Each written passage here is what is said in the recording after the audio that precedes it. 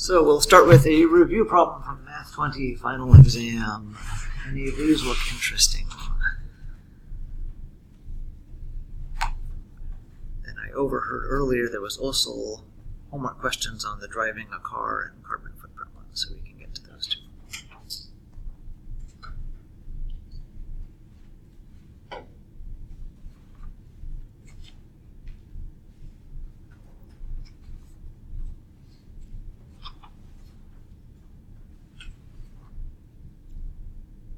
Should I scroll down?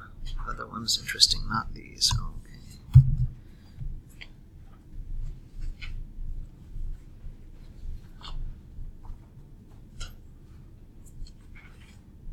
On number 19, that's a conversion, and you said we don't have to worry about conversion charts? Notice when you're mixing It says right there. standard and metric, it tells you what you need. Okay.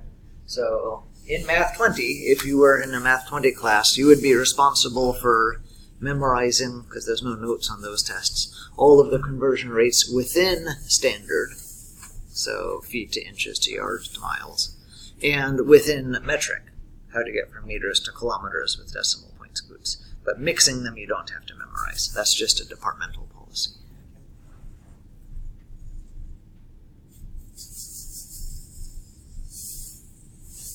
Should we do that one, or were you just wondering about? I was just wondering about. Sometimes I have a harder time with like the cups to quarts or the like number 21 and 22. Oh, okay. Let's do those then. So I have them all 21. written down, but I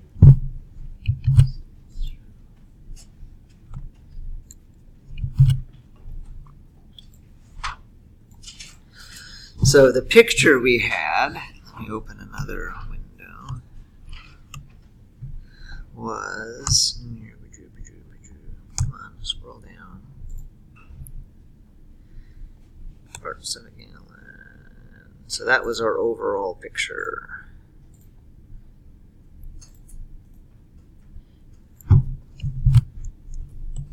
Does that look familiar? Remember when we did that in class earlier?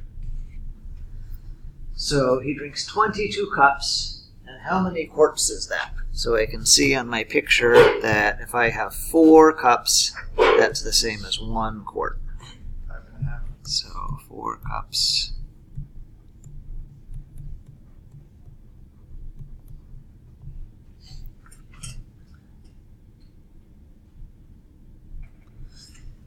And the easiest way to do this is based on sort of how your brain works. Some people like to set up a proportion. That's the very long and fail-safe way. It takes the most writing, but it's also kind of guaranteed. That really confused me. So like on the ones that we had, I think I already finished them, but like it was like if we added on to that instead of saying 5 quarts and a half or whatever, it's like how many cups and tablespoons. Mm-hmm. Like that is what I was. Yes, that's a trickier one, so which is why it's not here on the Math 20. So when we were turning tablespoons into teaspoons, or teaspoons into tablespoons, and some of them clumped up to tablespoons, but there were some remainders, yeah. I think this one makes it a little easier. So I'll do this 3 ways just to make everyone happy that their way is okay. So we could use a proportion.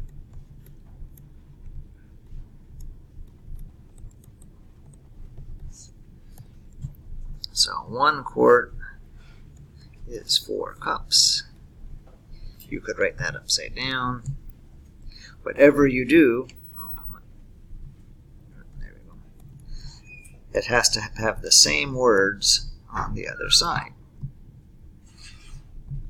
So how many quarts is 22 cups? Quarts on top, cups on bottom, or flip it over, make sure that they match. Okay, y times 4 is 1 times 22.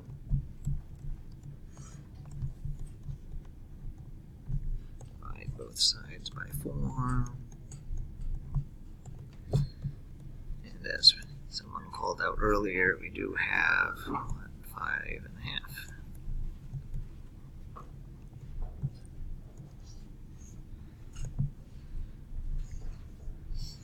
So that was a lot of writing, and it basically told us, oh yeah, we're doing 22 divided by 4. You could just look at it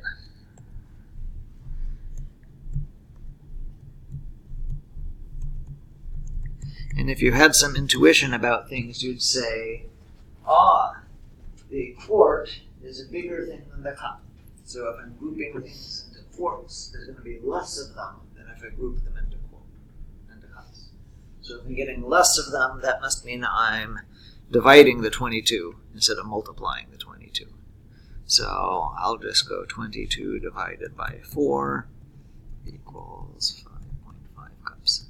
Or something like that. Whatever makes sense in your brain, some people can just look at this and know which way to go. We're dividing by 4, not multiplying. And if that's you, great. That's faster. It's also something that some people mess up on a test because your brain shuts off on a test and you would multiply and get 88 and have the wrong answer. Then the last way to do it is with picture. You could also use unit analysis, actually, if you wanted a fifth way. So some people just start drawing pictures. So 1, 2, 3, 4, 5, 6, 7, 8, 9, 10, 11, 12, 13, 14, 15, 16, 17, 18, 19, 20, 21, 22. So 1, 2, 3, 4, 5 and a half. They would get the 5 and a half that way. I'm showing this third way because for Amanda's issue, that's often the fastest way to do things. Let's do one like that to make Amanda happy. She is cooking for us after all. And topics, food prep.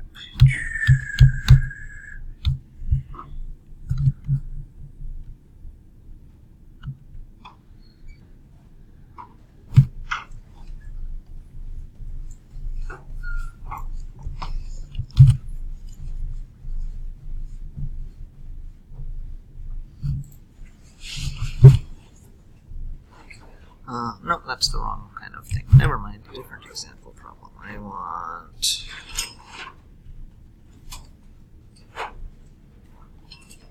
It's not there, is it? Okay, homework. That's the one I'm looking for.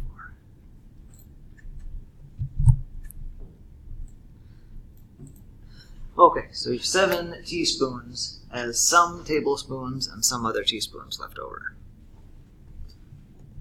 So we need to know that there's 3 teaspoons in a tablespoon.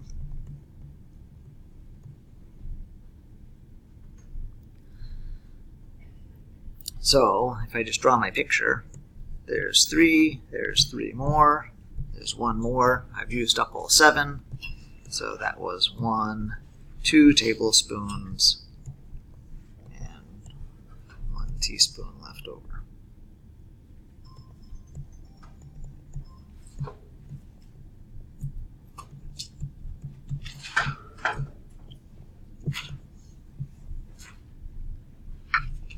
You can do math. 7 divided by 3 is 2. The remainder is 1. But for a lot of people, it's fastest to just draw something on the page. I never thought about the drawing part.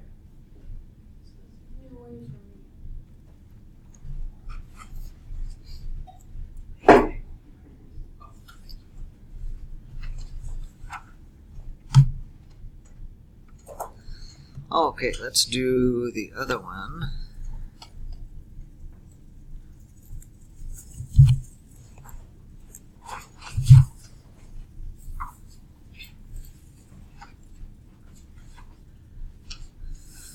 So I'm starting with 22 cups every 1 day. And this was the unit analysis process. Good. We're going to write lots of different fractions, multiply them across, cancel words, top and bottom. Does that ring a bell? It's been a few days, maybe even a couple weeks. Anyone want to come up and do this one? You've done your 4 already, right? I've got one more to go, but I'm not exactly certain. Okay, I'll do a review. If you want to do another one after this, we can. Okay, we want gallons per year. I have to fix the cups, and I have to fix the days. Doesn't matter which I work on first. Any preference? Cups. Okay, I want to get rid of cups. Put 1 in the bottom. Why do I put it in the bottom? Because I had 1 in the top. So to cancel them, I need to put it in the other place. Can I change cups into gallons directly? Do I know that conversion rate? If I don't, we just put it over here. So it'll be 16, right? 4 in each corner.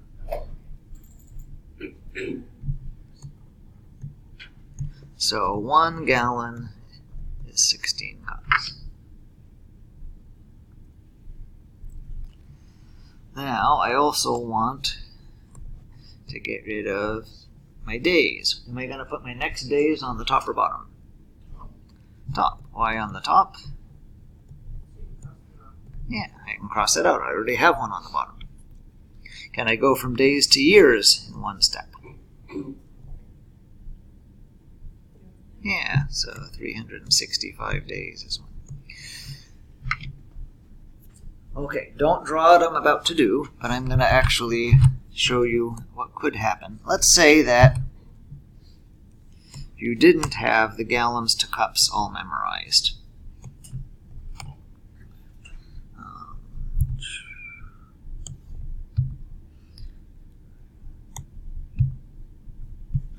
Maybe you only knew that 2 cups made a pint, and it wasn't to gallons yet. Then I would just keep going. I have a pint on top. Let's get rid of it. Well, there's 2 pints in a quart. And 4 quarts in a gallon. And then I can do my 365 days.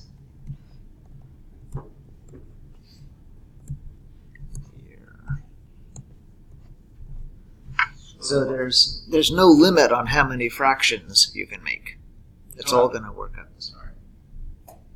But I'm going to go back to the simpler one just because that's what we did. Yes? So once you get to the final conversion, you don't cross them out, you don't try and do anything. Right, because what I want is gallons per year. Those words stay around. They're not crossed out by anything. That's good because I want gallons per year in my answer. So I've got the words I wanted. I can stop with that step. So how do I simplify fractions multiplied together? Top. Yeah, 22 times 1 times 365. And what's left was gallons. 1 times 16 times 1. And what's left is years. Some people leave out the 1s, which is great. Multiplying by 1 doesn't change anything. Some people include them because then it kind of lines up nicer. You can see there were 3 things in each. I wasn't careless and left any out. Whatever's happy for you. Okay, 22 times 365, 8,030.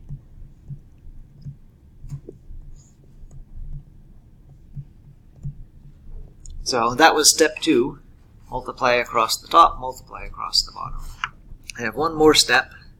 How do I take a fraction and turn it into a decimal? Top. Yeah. So top divided by bottom.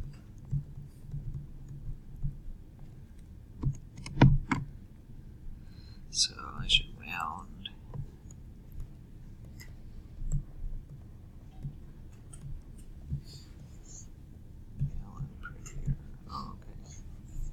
Yes. So mine printed the other way. I did 22 cups a day divided by the gallons times 4 days of the year, like how many days are in a year. Mhm. So I got the same you did this divided by 16. I did Yeah. divide by 16 times. Yep, that's fine.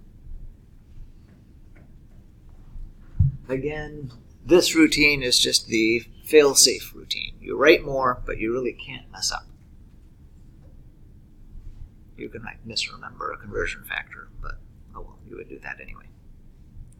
Yes. When we move into higher math, is it important to do it this way or either? If you take a chemistry class, you'll really want it to do it this way. Because we're pretty good at thinking about cups are smaller than gallons, there's how many days per year. But when you start doing less intuitive things, you have less experience with measurement conversions, which Intro to Chemistry is full of, then you'll spend a lot of time doing this. Other than that, I'm not sure where at LCC you would really need this. Probably in some of the medical classes. In the middle, yeah. Culinary, maybe.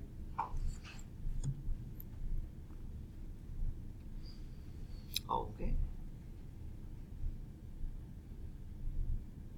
There's food. First 4 already, guys. Okay, that was good review. Let's be done with that and go on. Oops, wrong one. To mortgages. Oh, did you want to do the homework with the car stuff? Yeah, I would. Let's do that. Okay. So which problem? It's the last two. Oh. So what was your answer for 858? Do you trust that? Was that one that? The 187 programs. Yeah, okay. So let's assume that that's right. Well, you and I worked on it together, so. Okay, so the annual electricity use was 187 kilograms.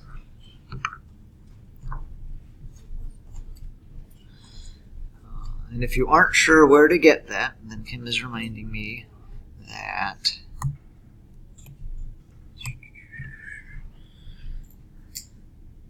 after class we stuck around, and if you go to the end of the board work for Tuesday, then we have some of these homework problems from this section. So check the previous board work if you need to.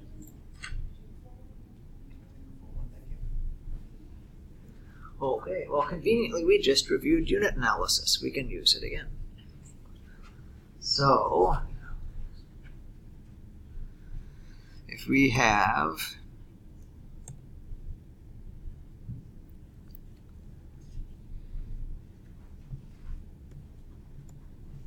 $30 miles per gallon,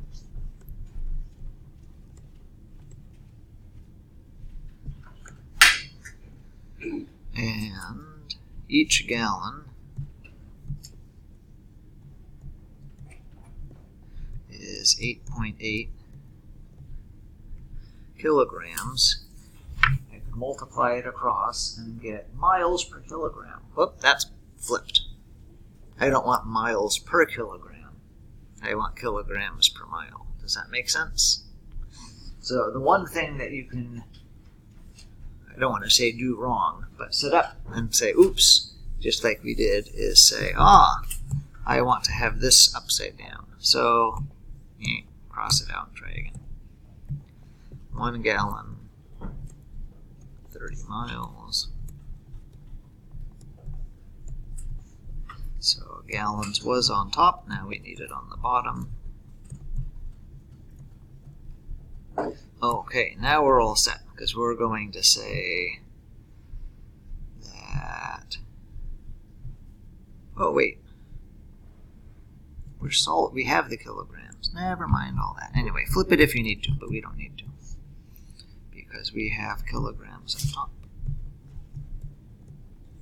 This is a whole number. I can make any whole number into a fraction by putting it over 1. So we are going to get miles. That's what we want. Everything was good. Division, not multiplication. there's going to be a 30 times 187, and there's going to be a divided by 8.8.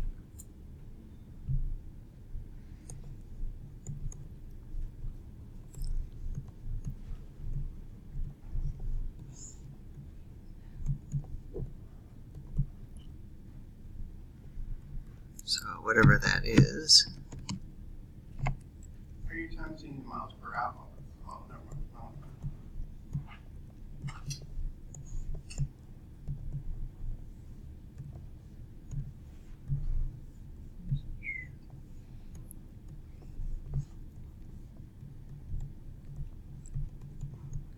Let me talk through it in one moment after I do this.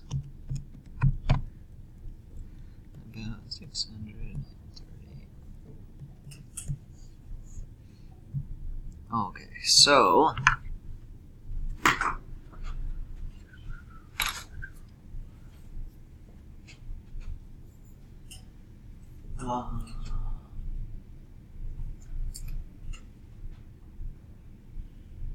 I'm trying to get to 187 kilograms. Get to is not quite the right verb, but that's the thing I know. And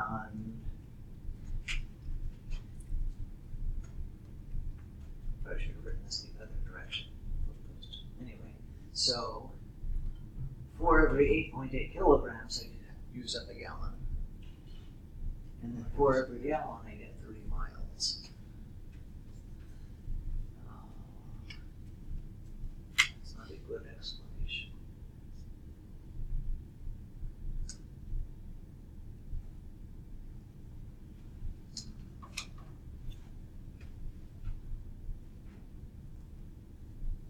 They're really good. My recipe is better than my explanation for this one. I don't just want to say make the words cross, because that's not why. That's just the reminder. If the emission rate got bigger, then you would get fewer miles out of this. You'd use up your allotment first. So it makes sense that if this gets bigger, my number gets smaller. So that's divided. If my mileage was better, I could drive farther before I used up my allotment. So it makes sense that if this gets bigger, the answer gets bigger. So that's multiplied. I got the same answer. I just did it differently. I didn't do any of the multiplication with the 1.87. I just put in what's on the right side. So I'm lost on how timesing 1 by 187 gets it to be. I mean, I understand they're all interchangeable. So, but I did 187 divided by 8.8 times 30. Yeah, that's the same math. But you're timesing it by 30 and then dividing it by 8.8. So you're just doing it in a different order. Yeah. Okay. That makes sense. Maybe if I was more used to this kind of problem, whoops, I would do it this way. So if I was a better chemist, then I would say the thing I know is the 187 kilograms.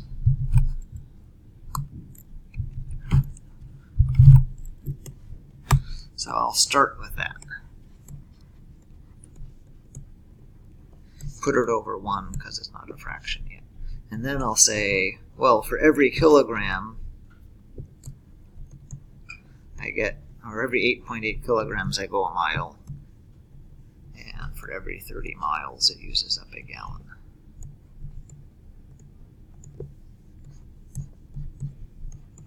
So that gets me the gallons I want, and it's sort of last and looks better. And that's the order you did it, the 187 divided by 8.8. Whoops, why did things flip? 1 miles.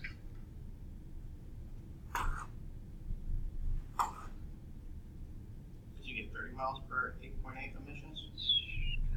1. Oh, because I messed up a lot. This is gallons.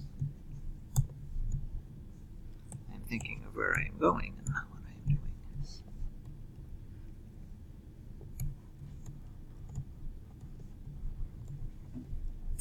There we go.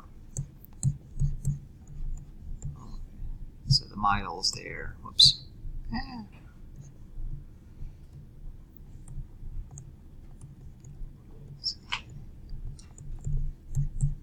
Okay, so the miles is what we want, not the gallons. It's at the end. Looks better. That's what I was trying to do. Okay, enough of that one. Should we move to the next one?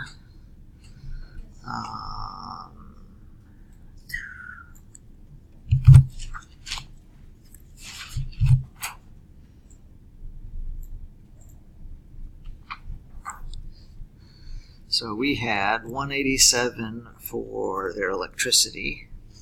Oops.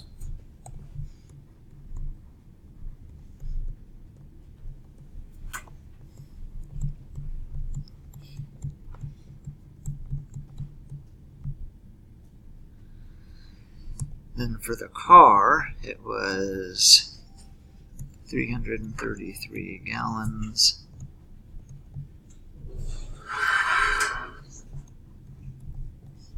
And 1 gallon is 8.8 kilograms.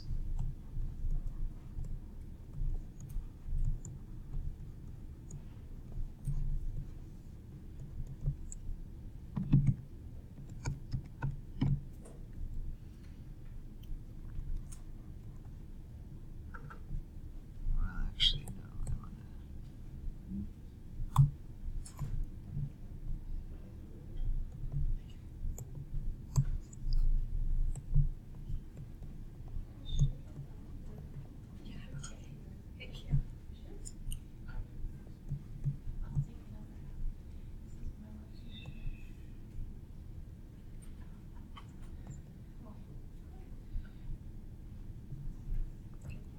Line things up this way.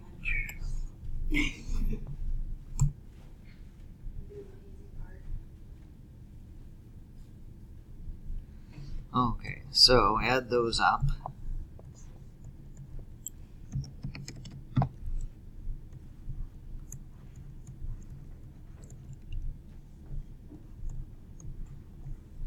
And it says divide by 1,000.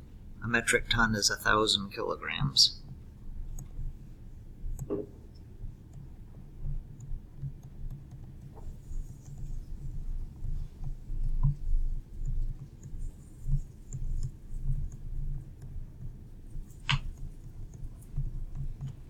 And then it says each metric ton is 14.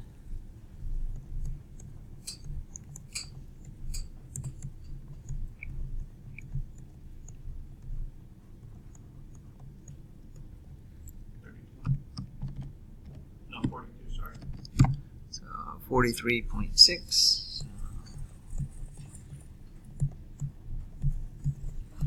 Now there's more to a household's carbon footprint than their car and their household electricity. That website that's linked to right at the end of the homework gives you an overview of that. But that's bigger than a math class issue. So for here, it's like, well, their car and their home electricity is about $44 of damage to the environment.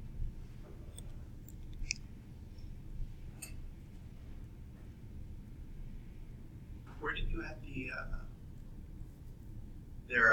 187? In the green step. Oh, okay.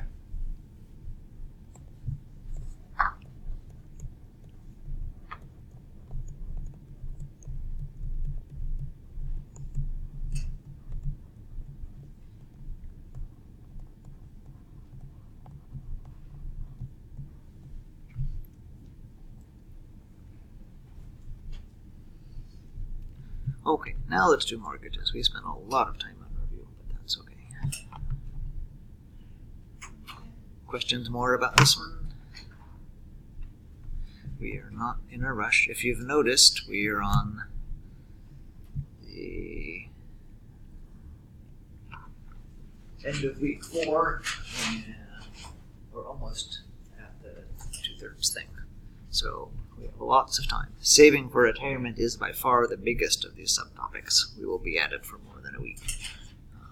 But we are not doing that. Okay, mortgages.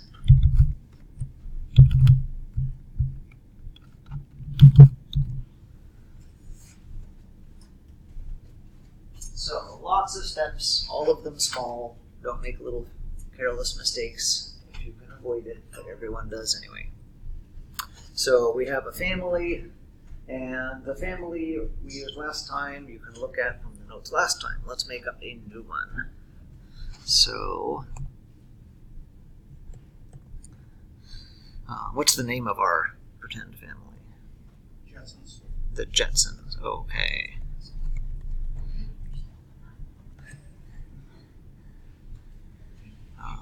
Let Amanda know when she should stop, by the way. Oh, I have a timer. I just mean you don't have to actually make the whole bowl if people are done. But they seem to be disappearing. I think we're Bring freezer back. I'm just kidding. okay. The Jetsons. What's their pre-tax income? 80,000. 80,000. Okay. And what's their after-tax income?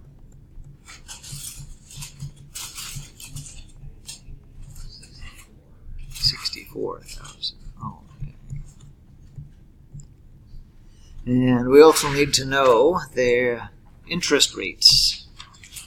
What interest rates are we doing? 4%.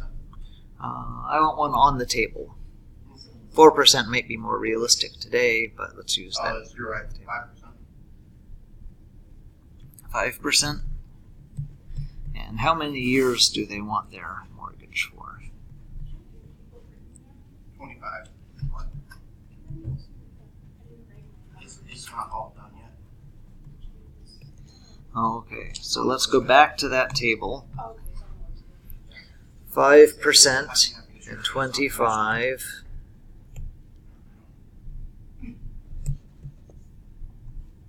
is $5.85 for their number.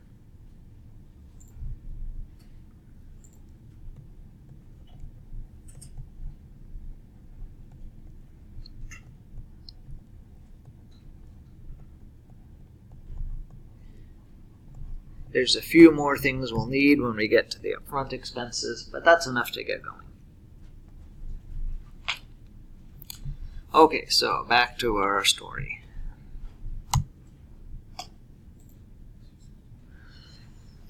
So the Jetsons want to get a house, and they're wondering how much. So we look at 35% of the before tax income and 25% of the after tax income. So we take this number here, and we multiply it by 0.35, and we multiply this one by 0.25. And whatever that is. 28,000. 54,000. No, 44,000. Sorry.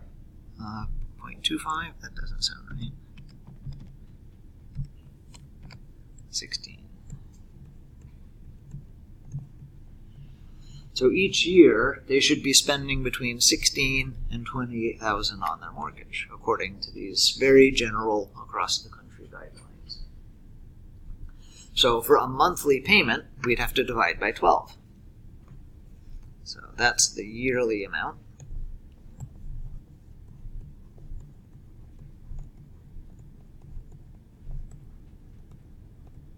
22's in the middle.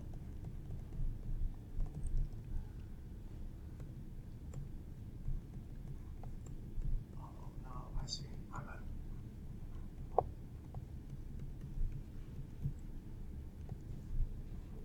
So 28,000.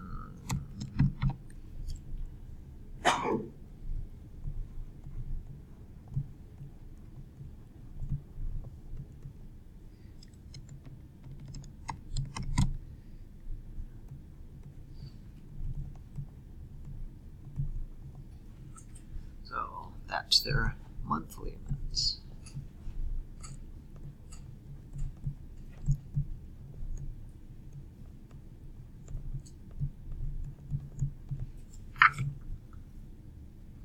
So somewhere between those two numbers.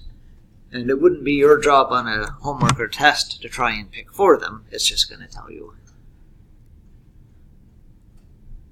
in real life, you or your family member would now have to do some searching for how expensive is this town compared to other places in the country, and how is your budget, and are you saving up for kids for college, and all these other factors of real life to decide whether you should be on the high or the low end. Okay, somebody pick for the Jetsons. What are they going to do? 17. Okay, so let's pick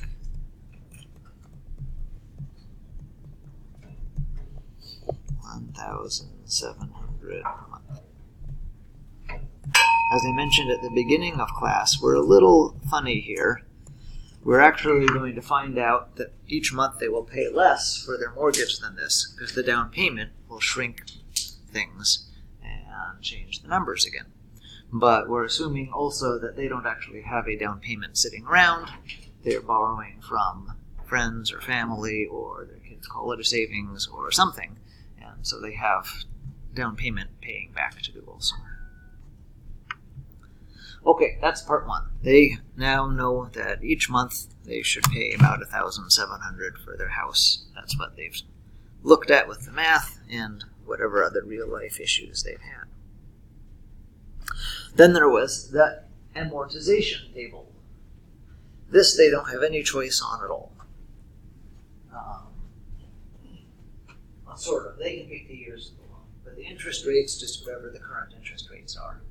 And often people will pick a span of years that is as big as possible, but doesn't interfere with your kid's college education. If you have a kid starting college in 15 years, then that might be a good one for you, even though your monthly payments will be a lot higher than for 30. We saw on other problems Tuesday that the longer the span of years, the more interest you will pay. But because of the tax breaks and things like that, it's actually not a financial burden to do that. So to save money, most people get a longer span of years. If there's some deadline coming up like retirement or kids' college, that might change things. Okay, so they were 25 and 5%, which we already saw was the $5.85 thing. How this table works is that I just need a new thing. Oh, okay.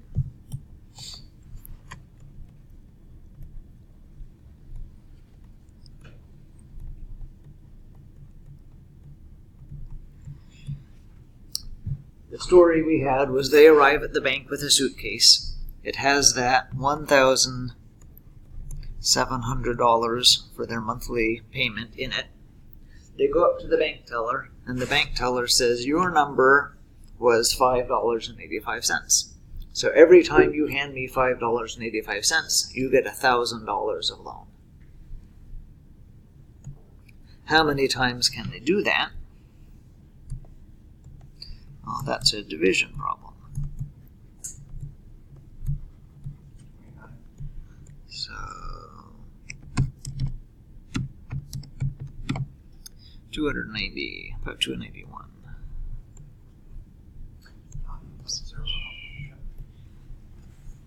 So each time they could do that, that was $1,000 of loan.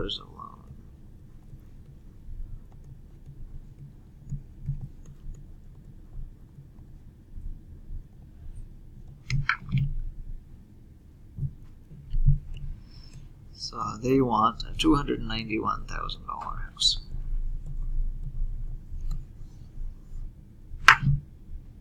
Everyone okay with why we just stuck 3 zeros on the end?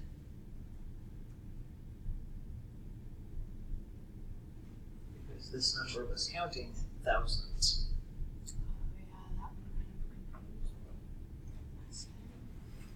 So we'll always do that? Yes, at this step you'll always do that. Your division thing is how many times this transaction happened if I gave you $5.85 at the bank, and the bank says, thank you, here's $1,000 of loan. Yes? Do you need to write down that chart for the test? Nope, it's on the practice test if you go and look. So, again, in general, you can always go to any of the times it says final exam and see what's there, and the chart is there.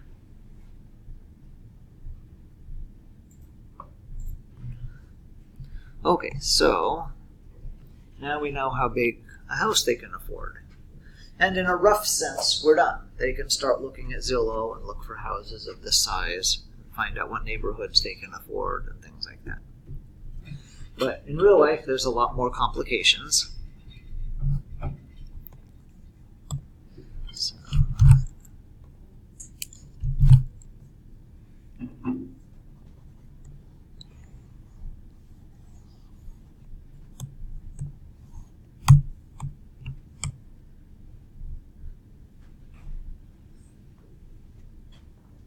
there's a down payment. There's a fee called points, which are percents. Usually you'd have to pay some up front. And there's inspections and all that stuff. So again, your problem on a homework is going to tell you all of these. You don't have to actually make them up. So what's our down payment percent?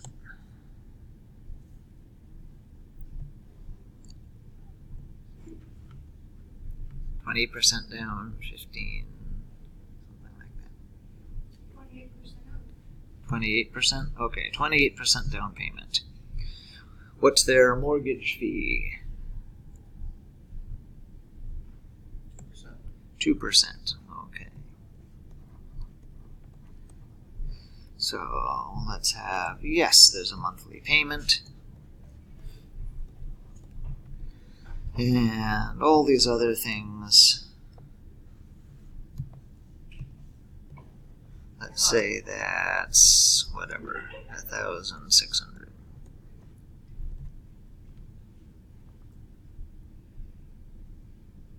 But they're not actually borrowing 291 because they're paying the down payment. So do you have to recalculate, of course? Yes. Okay. Yeah, that will be our next step. Okay, everyone okay with just sort of the things that are happening to them? Now let's do the math. So, what's the down payment?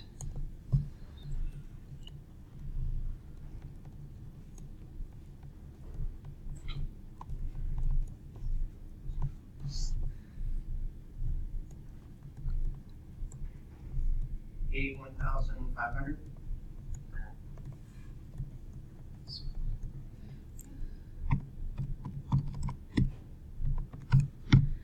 So, 81,480, yeah.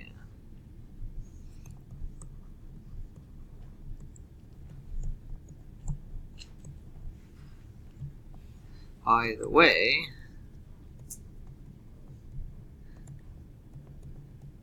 that means how much they're actually borrowing will be the 210, not 210, 291,000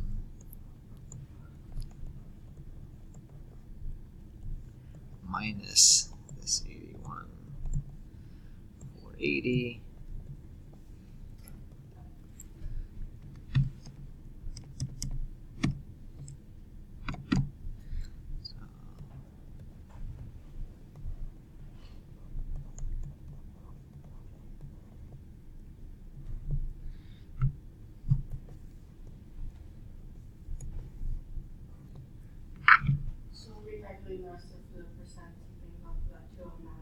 Some of them, yeah. Like the fee is going to be off the actual loan, not including the down payment. Okay, so that was step one. We have that. Then the fee. So 2%.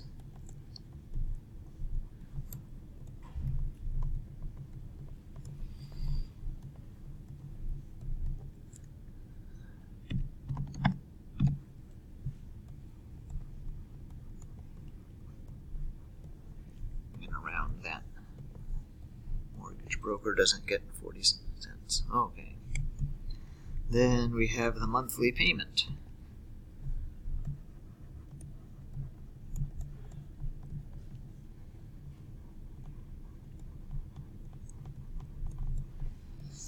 So their number again was $5.85. Remember that from over here. So we had how many actual thousands? It wasn't 291. They're actually borrowing 209.5 thousands, right? So we have to take that and divide that by the 585.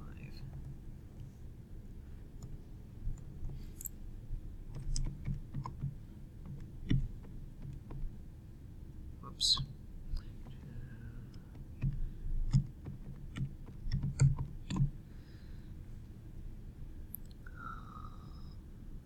What did I do wrong?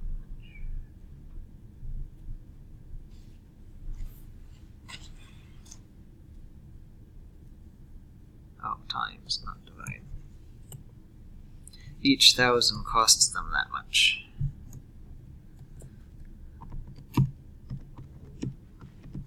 No wonder it didn't make sense to me. Okay.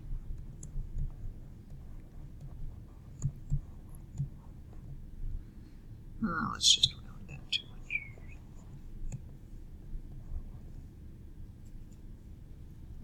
How do you get the 209.52? It's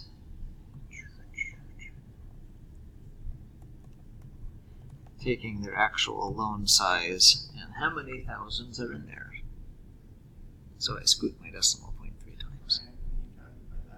And that's not a year, that's a month. Of course, it's a month, okay? The table puts out the monthly amount. That was its job.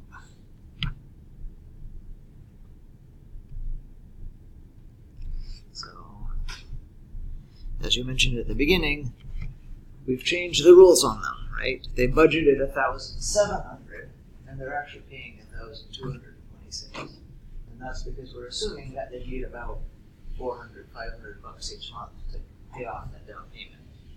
They're borrowing it from their aunt or their. $226 is. I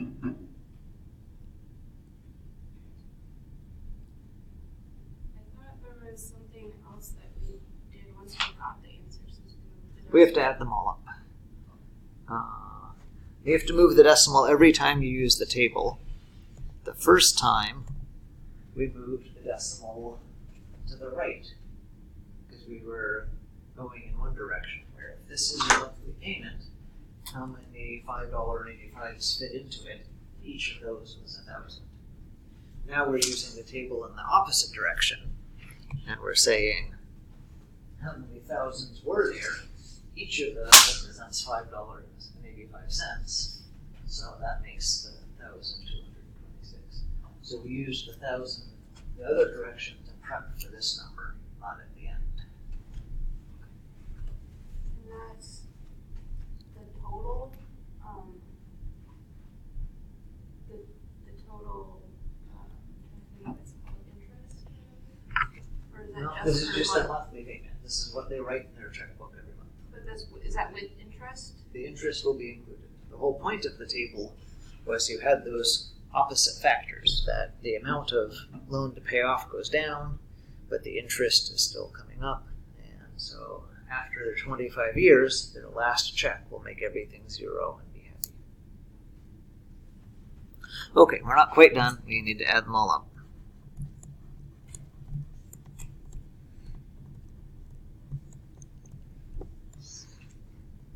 So we had 81,480.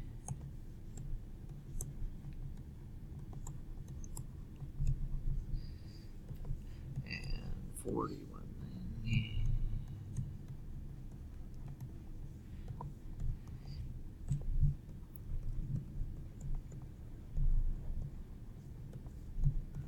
And then whatever the purple was, 1,600.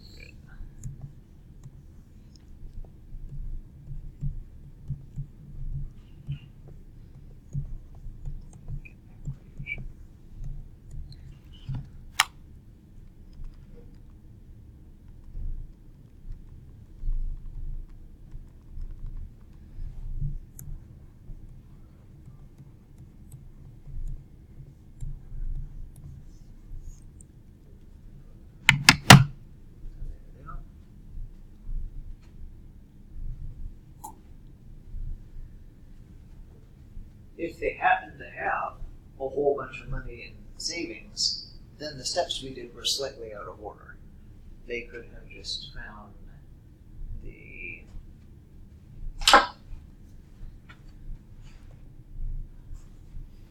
monthly payment based on their actual loan size, not the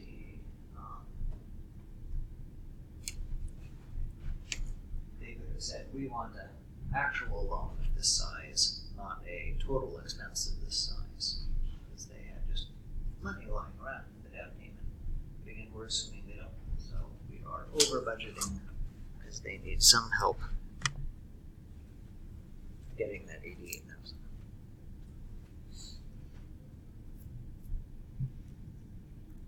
Okay, should we do another one? Let's do another one. Okay.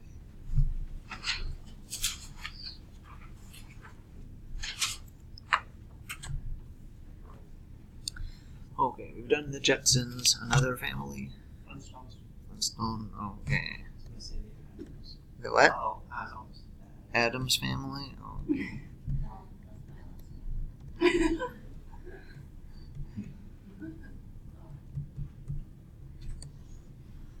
I saw a funny picture on the internet the other day. It was the Addams family, where someone had dressed their family up like the Addams family, but they all had electrons orbiting them, as well as their creepy costume.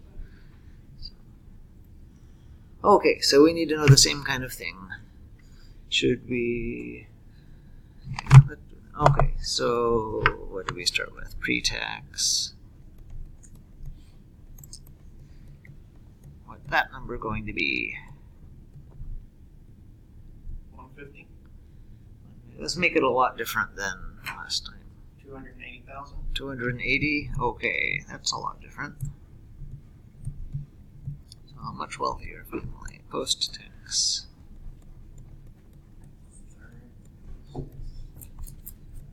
So 200.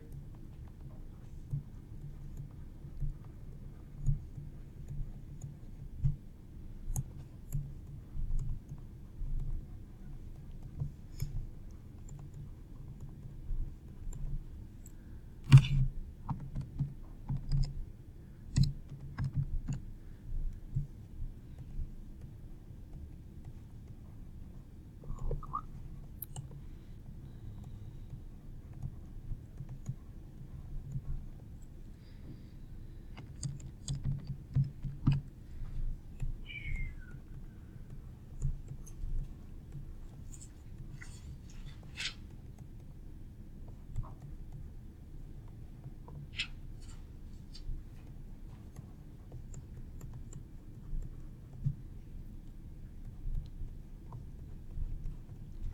I'm putting little arrows in just because otherwise my statement's not true. Right? 2,800 times 0.35 is 98,000. It's not equal to 98,000 divided by 12. So I could start a new line or do arrows or something, but I can't just kind of ramble on and make things not equal without showing that.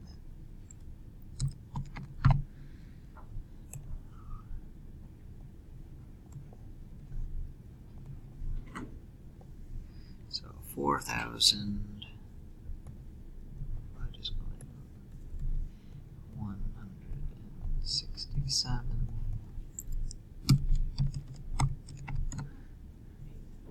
So 8,000.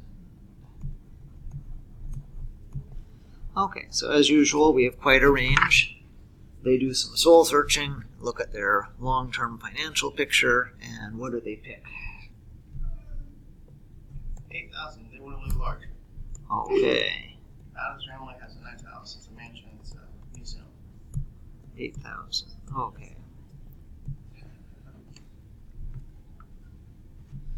So that's sort of the preface. Now they know about what they're going to spend. Yeah, kids are done with college, or they don't go to college because they're monsters. So, yes. In real life, you know what your down payment is. Yes. And you take that away from whatever you're getting down for, right? Like it wouldn't be exactly. But this is like the window shopping step. Right? Um,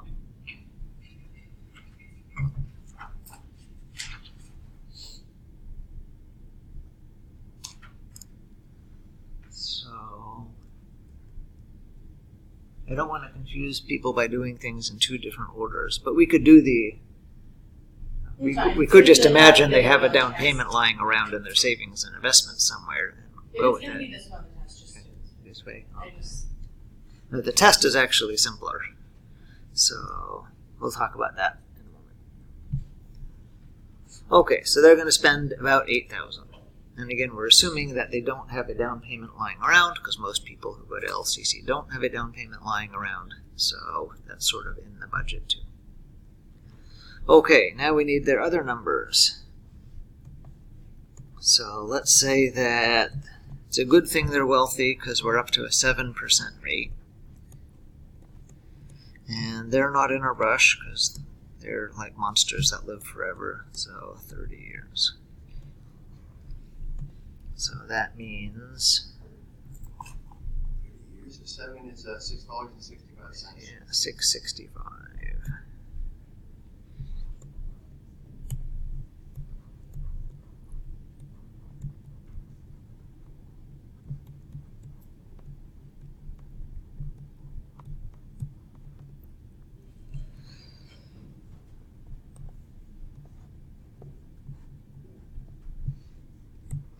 So they show up at the bank with $8,000 every time they toss $6.65 over the counter. They get back $1,000 of loan. That happens about 1,203 times.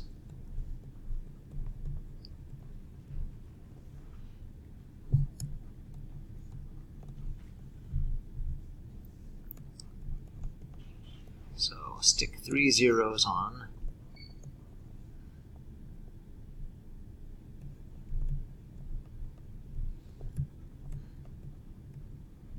So they're looking for $1,200,000 for their house.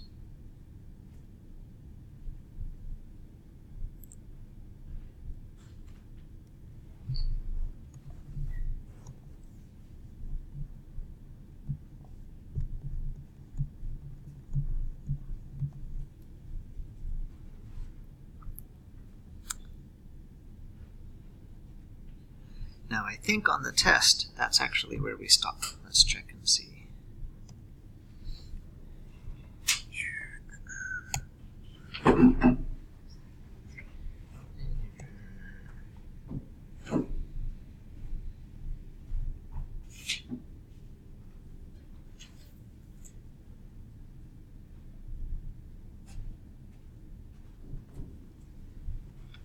On the test, we're skipping all of the little bits about the down payment and the fee and the first month's rent and the other inspection and other expenses like that. So we're just going to go with this number. We're assuming sort of the financial impact is about the same, whether you're paying the bank or your uncle or whatever to get all this money.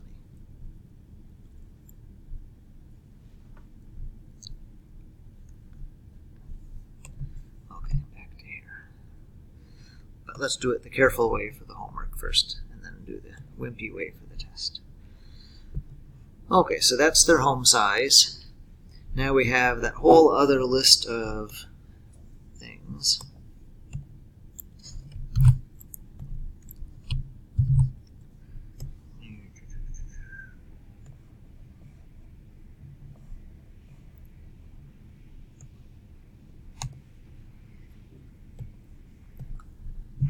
So down payment, what percent is their down payment?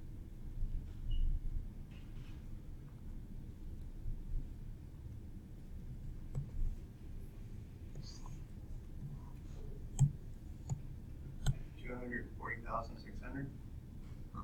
Usually you start with a percent. Maybe the bank just tells them. But they picked this mortgage broker because they know the down payment rate is 15 or 20 or 25 or 30. 20, okay. So 20%. 0.2 times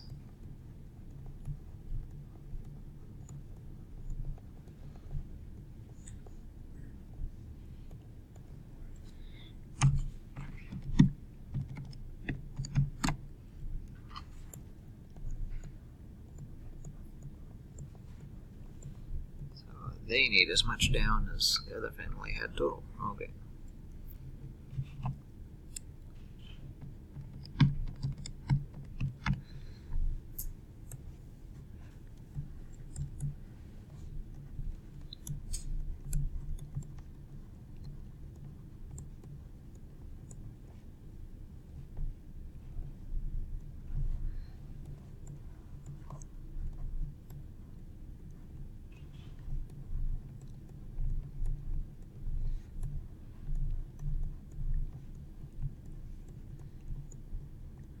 So if that's 20%, I could subtract, or I could do times 0.8 for 80%, and find out the rest of it, which is how much they actually have to borrow. Okay, then we had the fee.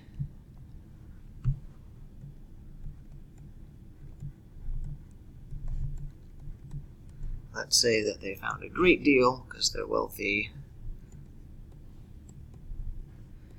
So that's just going to be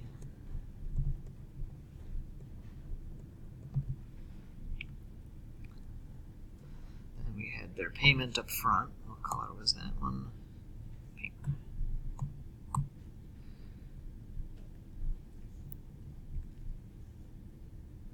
So how many thousands is their actual loan? I would take this number, divide by 1,000. 962.4 of those thousands. Everyone okay with that? Then for each of those, it was times the 665.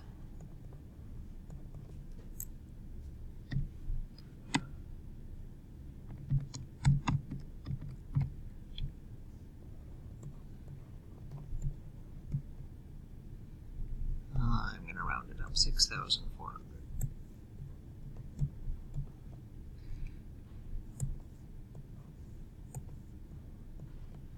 And then everything else.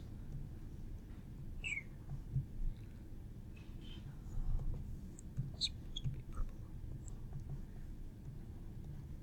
So 3,000. It's a big, expensive place. Inspections take forever.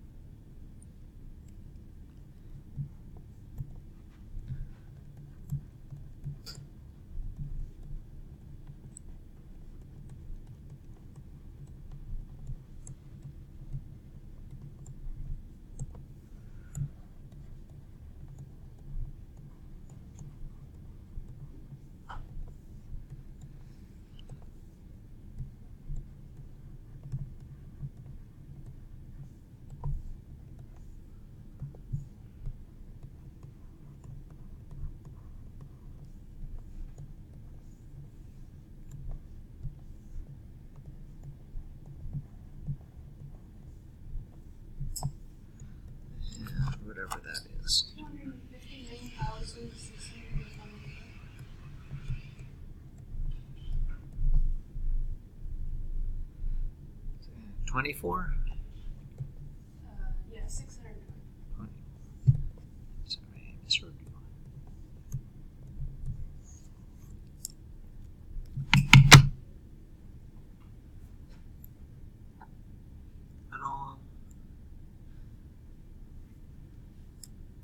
Okay. Now I don't like how the test doesn't match. I think I should probably change the test problems to make it follow exactly the same flow and just have it say, here's all these numbers to do the last thing. So, okay, that is my homework over the weekend. Don't look at the practice test for mortgages yet.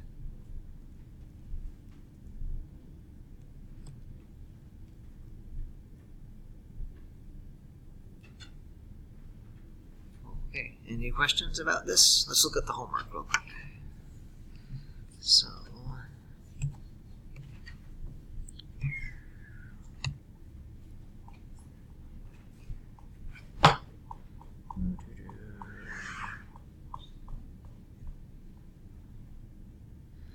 You have Brenda and you have Zane, and you go through exactly the same steps 2 more times. Then it says, remember the Wall family that we did Tuesday. Here's their numbers, all conveniently there, so you don't have to flip back in your notes. And what happens if you double the monthly payment? Does that make the other numbers, other than the fixed cost at the end, also double? What happens if you have the length of time? Does that make the other numbers have?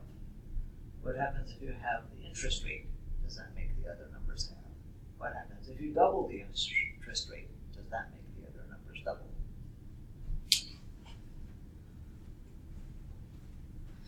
So each of those you'll do one more family that looks like this, except change one number. And it'll be pretty obvious. You won't have to go through all the steps whether things are actually doubling or not. Or having or not. Okay. Other questions, comments, strange noises?